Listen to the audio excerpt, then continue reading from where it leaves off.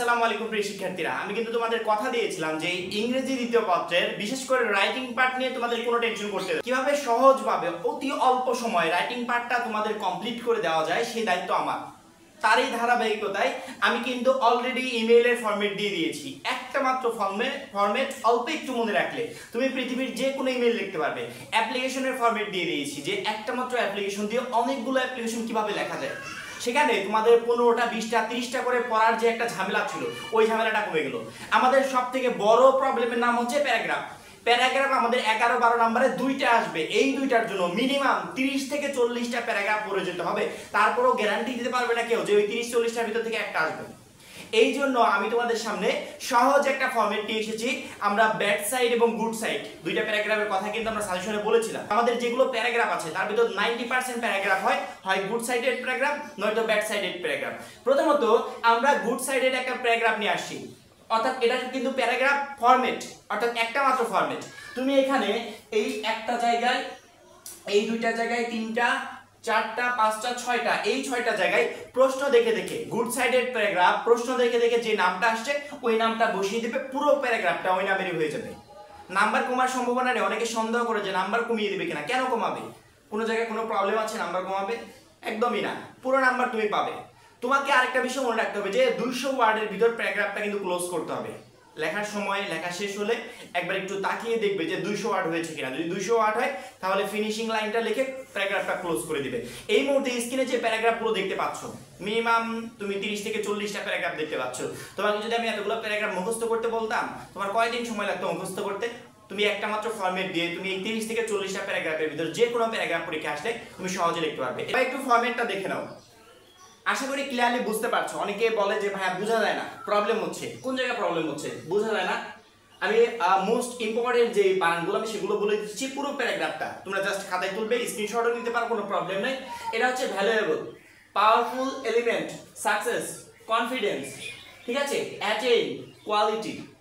দেখো ওইটা হচ্ছে মেন্টাল, তারপরে বিংস, হিউম্যান, রিওয়ার্ড, তারপরে দেখো cannot, achieve, anything, great, glorious, greatest, knowledge, তারপরে দেখো therefore, outlook, তারপরে দেখো সবগুলো কিন্তু বেটার, কোয়ালিটি।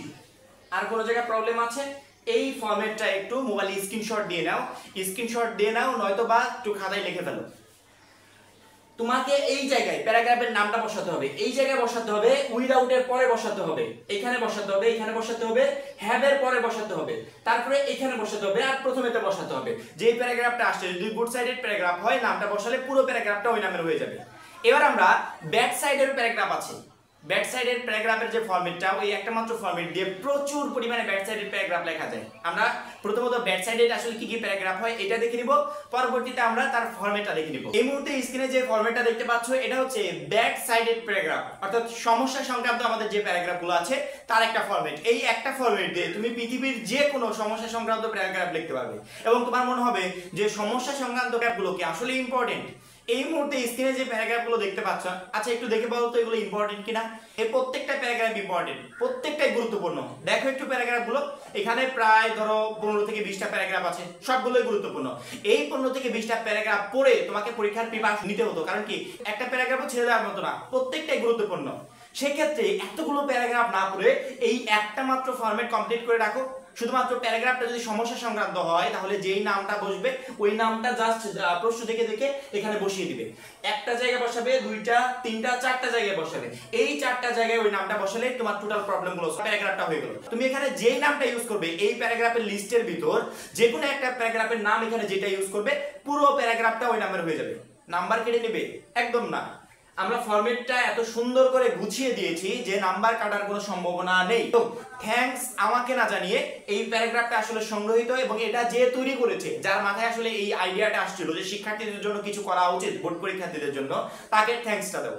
ঠিক আছে, আমি শুধুমাত্র অলওয়েজ আপডেট চ্যানেলের যে কাজটা আসলে আমাদের সবসময় আপডেট দেয়া, এই আপডেটটা তোমাদের কাছে পৌঁছে দিচ্ছি, এই জন্য পুরো থ্যাঙ্কসটা তার প্রাপ্য। এখানে দেখো তো পুরো ফরম্যাটটা বোঝা যাচ্ছে কিনা। অনেক শিক্ষার্থী বলে ভাইয়া লাইটের কারণে প্রবলেম হচ্ছে, দেখা যাচ্ছে না, এটা অনেক ধরনের প্রবলেম। আমি কিন্তু টোটাল বিষয়টা এখানে তুলে ধরেছি এবং কঠিন যে বানানগুলো যেগুলো বোঝার কথা না সেগুলো আমি বলে দিই। এটা হচ্ছে গ্রেট, হার্মফুল, প্রবলেম, ওটা হচ্ছে কান্ট্রিজ, তারপরে এখানে কান্ট্রি, তারপরে matter, common, destroying, peace, happiness, keeping, alarming, which, control, going, problem, imagine, though, remove, তারপরে tough, problem, totally, removing, without, everybody. আশা করি প্রবলেমগুলো এজেন্সিস, অ্যারেস্ট, আশা করি দেখা যাচ্ছে, ক্লিয়ার দেখা যাচ্ছে। যদি ক্লিয়ার দেখা যায় তাহলে এইভাবে আমার বলার কোনো প্রয়োজন নেই। অনেক শিক্ষার্থী কমেন্ট করে যে ভাইয়া বোঝা যাচ্ছে না, বোঝা যাচ্ছে কিনা? অবশ্যই বোঝা যাচ্ছে, ক্লিয়ার দেখা যাচ্ছে, সেক্ষেত্রে কোনো ধরনের প্রবলেম হওয়ার কথা না। এই ফরম্যাটটা স্ক্রিনশট দিয়ে নাও বা খাতাতে তুলে রাখো, পুরোপুরি খাতাতে তুলে রাখো যে আমি শুধুমাত্র কয়েকটা জায়গা পরিবর্তন করে সমস্যা সংক্রান্ত যে কোনো প্যারাগ্রাফ আমি রেডি করতে পারবো, পরীক্ষায় যদি আসে ইজিলি লিখে দিতে পারবো। আমি তোমাদেরকে দুইটা ফরম্যাট দিয়েছি, এই দুইটা ফরম্যাট দিয়ে তুমি 100 কেন 1000 প্যারাগ্রাফও লিখতে পারবে। এবং আমাদের পরীক্ষায়, সাধারণত পরীক্ষায় না, আমাদের যে প্যারাগ্রাফগুলো আছে তার ভিতরে 90% প্যারাগ্রাফই গুড সাইড, ব্যাড সাইড, দুই একটা প্যারাগ্রাফ আছে সেগুলো আলাদা সাইডে, ঠিক আছে? সম্ভাবনা আছে এখান থেকে পড়বে, এজন্য আমি এই দুইটা ফরম্যাট তোমাদেরকে দিয়ে দিলাম। এখন এই পর্যন্তই, পরবর্তী গুরুত্বপূর্ণ ফরম্যাটের জন্য অবশ্যই চ্যানেলটা সাবস্ক্রাইব করে পাশে বেল আইকনে ক্লিক করে রাখবে। সবাই ভালো থাকবে, সুস্থ থাকবে, খোদা হাফেজ।